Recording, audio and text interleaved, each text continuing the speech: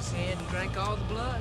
Did not. Did too. Shut up, Hess. Keep away from Pumpkinhead unless you're tired of living. His enemies are mostly dead. There's an old graveyard way back deep in them woods. Chuck, the thing you're looking for is in there. That graveyard, You'll know, Ed Harley. You'll know. I think it's here now.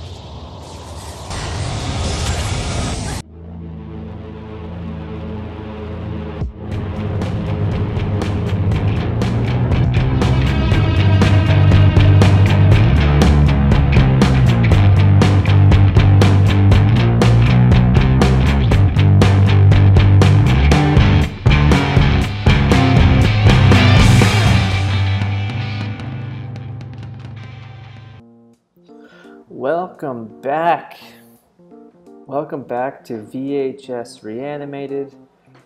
I'm here each week to recommend a creepy old horror movie that maybe you haven't seen, maybe you have seen. Something that I think doesn't get enough attention or love, and I'm going to give you a few reasons why you should dig it up and watch it again. Have you seen Pumpkinhead? 1988 directorial debut of effects wizard and legend and Academy Award winner Stan Winston. That was a mouthful. Pumpkinhead, yes, frigging Pumpkinhead. Where to start with Pumpkinhead? I guess you could start with the creature. This thing is scary as hell. Watched this for the first time when I was way too little to be watching this, and it wasn't a good time. The scene toward the, I guess, beginning of the third act, he's creeping through the church, and you get a good look at Pumpkinhead for the first time, and it was like, no bueno, no bueno, turn this movie off. I cannot do it. Way too scary for a little kid. Came back to it a few years later, maybe it was 10 or 11, and realized that, yes, Pumpkinhead friggin' rules.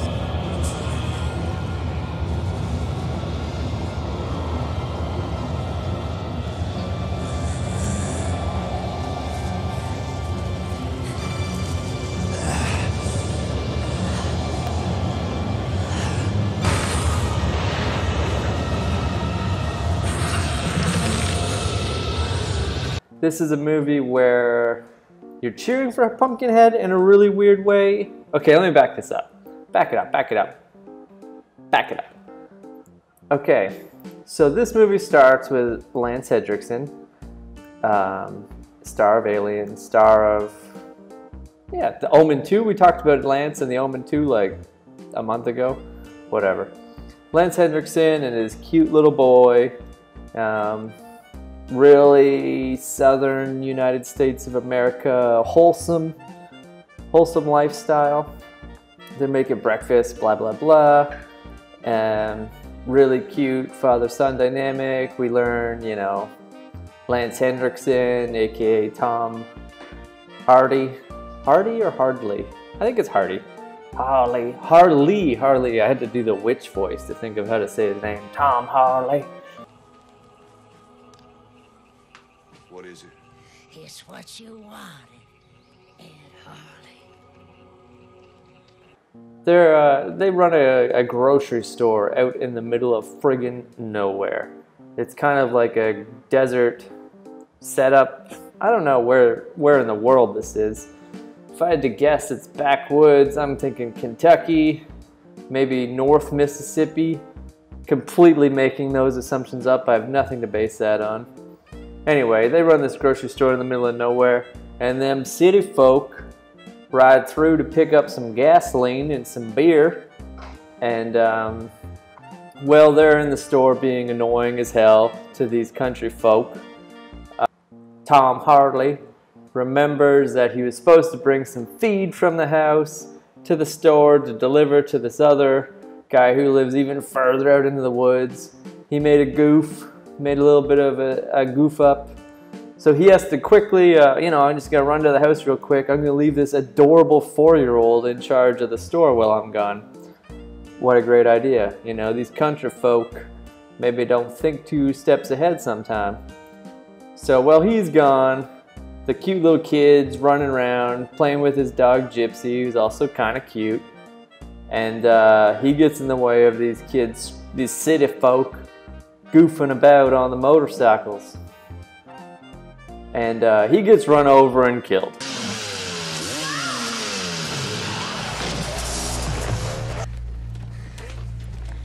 Don't move him. He just came out of nowhere. Is he all right? Wow, big start to this flick. The 4-year-old kid, adorable as heck, kind of has the head of the Jerry Maguire kid. Probably related, I don't know, I'm not gonna look that part up. They kill him. And being upstanding city folk that they are, they all run away. They don't do anything about it. They take off. They leave one dude behind. Otherwise, they're like 8 of them just like flee. They don't want to get in trouble. So Ed Harley comes back, finds his kid dead, knows it's the city folks' fault. So Ed Harley does a little country research and asks about this witch that he's heard about that can use some, you know, magic or whatever. He might be able to help him out of this situation. This like folklore of this old witch in the back country, back in the razors.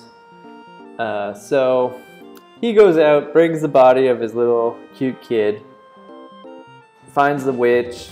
The witch is like, sorry dude, can't do anything about it. I'm not, you know, magic. Can't bring someone back to life. But, there's always a but. But, if you go even further back into the woods, to this old pumpkin patch, there's a graveyard in the pumpkin patch. And there's this, you know, this unmarked grave that if you dig the body up from that grave and bring it back to here, I can help you get a little bit of old-fashioned revenge. Ed Harley, extremely upset, of course. Kid murdered and left to die in the hot southern sun. Agrees, yeah, okay, let's dig up this corpse from the pumpkin patch, bring it back to this witch, and let's get some old-fashioned revenge. He does such, brings the corpse back, and the witch does some type of blood sacrifice or something, and Pumpkinhead is reborn. Pumpkinhead is this giant friggin' demon that once unleashed cannot be stopped, and Pumpkinhead is gonna kill everybody that wronged Ed Harley.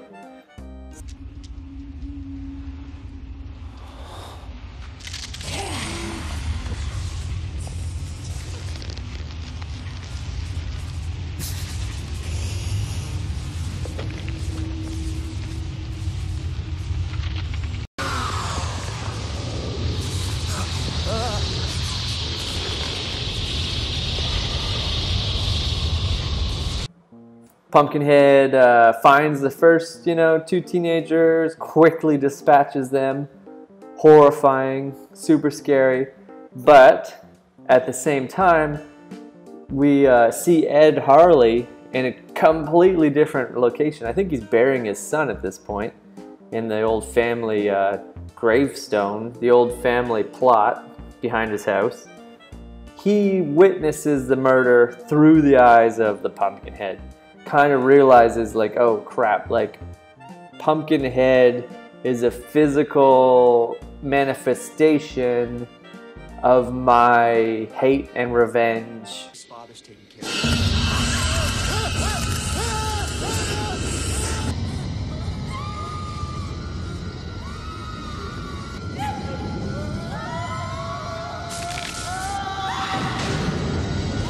So he runs back to the witch and is like, yo witch, this is not what I had in mind. I want these teenagers to suffer and die for killing my son, but I don't want them to die like this. Not like this, creepy old witch. And she's like, Ed Harley, once it's done, it cannot be undone. So Ed Harley's like, I'll show what you know, witch, and I'm gonna go kill Pumpkinhead before he kills all these teenagers. Let it finish. No, you gotta stop it. It's what you wanted. No, not like this. Not like this. So back to what I was saying earlier, you're kind of cheering for Pumpkinhead, because these teenagers are frigging horrible people.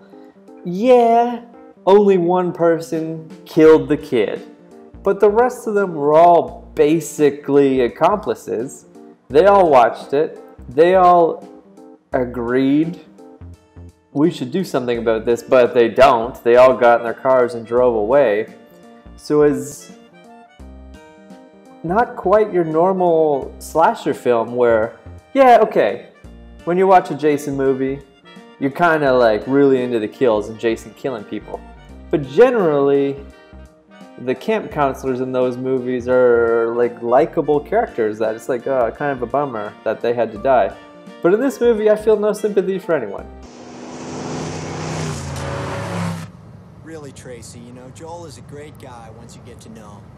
Honey, get me a beer. So then Ed Harley, he goes on a quest to stop Pumpkinhead. I don't know why all of a sudden he feels remorse and he feels the need to stop the Pumpkinhead. But as the Pumpkinhead kills more of the kids, Pumpkinhead starts to change and look like Ed Harley.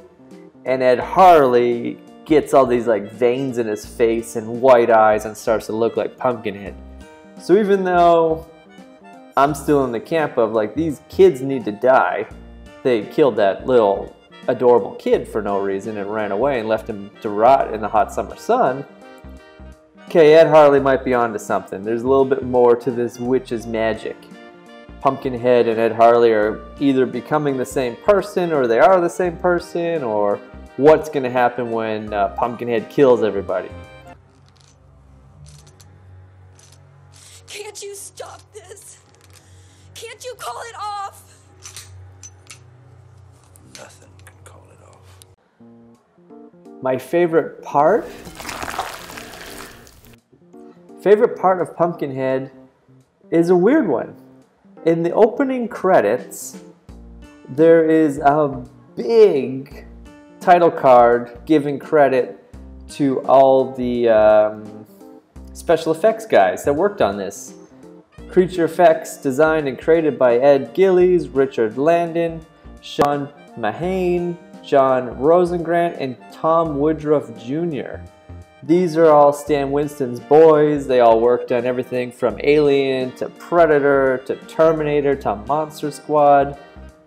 And yeah, Stan Winston, the SFX legend, director of this movie. I guess it makes sense he's going to give a big shout out to the special effects and creature department. You know, it's not quite top billing, they come after the actors. But there's not many other movies that give such a prominent credit to the people that bring the monster to life, and I love it. I wish this happened way more often. Way more often.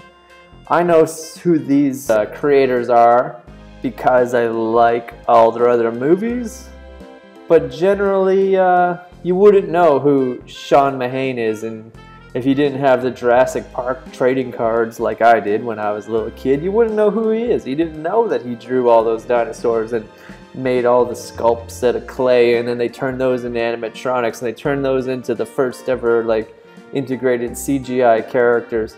You wouldn't know that unless you're a little freaking creepy nerd like I am.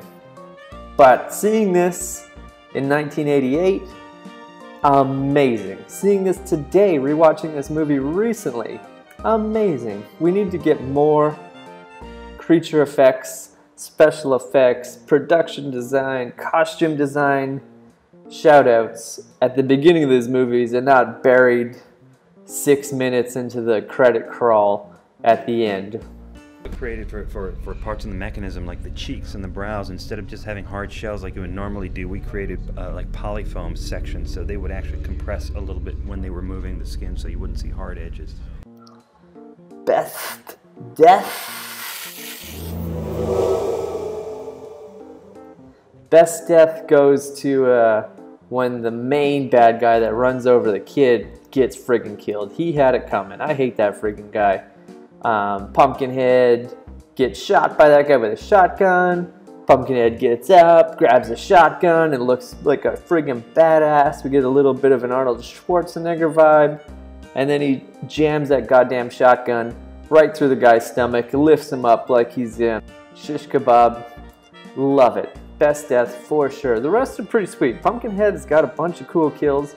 Even though a lot of the kills don't really have a lot of gore, it's just there's this menacing presence of Pumpkinhead, how tall he is, how strong he is.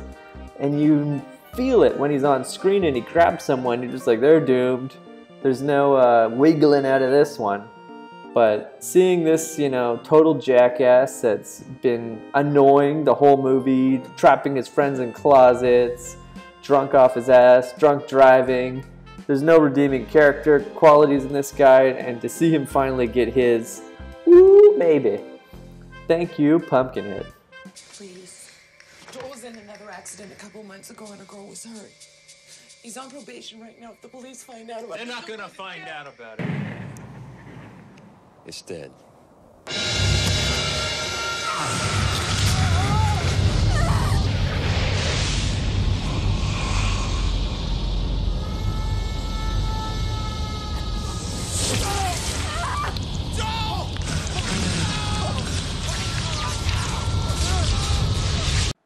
Tad bit sucks. Heartbreaking. When we first meet the city folk and they show up to the Harley the Harley grocery store, Harley and Son grocery store, the main douche, I don't remember his name, I haven't committed it to memory because I hate him so much. He says a really offhand remark to the cute little kid. He looks at him, makes fun of his glasses, and the kid acts like, take the Oscar away from Haley Joel Osment for that terrible performance in Sixth Sense where he just has a runny nose and hides under blankets the whole time. Retroactively give it back to this kid in 1988. He looks so heartbroken when this doucher greaser guy tells him he's got a set of Coke bottle glasses on, and the way he looks down so sad just reminds me of when I was a little kid. I got glasses when I was like 3 years old. People like to make fun of you, and that hurts. Here it is, 30 years later, that still hurts. I see this kid get made fun of and, oh, Pumpkinhead. I just want you to rip this guy in half. Throw a shotgun through his chest and hoist him into the air like he's nothing. Made a friend there already, huh, Joel? Gypsy, no. Check out this kid's glasses. We're talking Coke bottles. Jesus.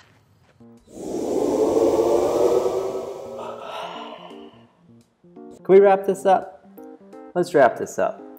Pumpkinhead, 1988 creature feature, directed by the late great Stan Winston. Sometimes I forget that he's not with us anymore because his studio lives on without him and is still pumping out some great flicks.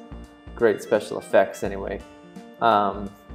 Pumpkinhead. This is a movie that scared the crap out of me when I was little. The monster is still pretty scary to this day. I'm hoping I could see this movie getting a reboot one day. Most people are anti-reboot, but I'm all into reboots, whatever. If a movie was really great and I don't want to see a sequel.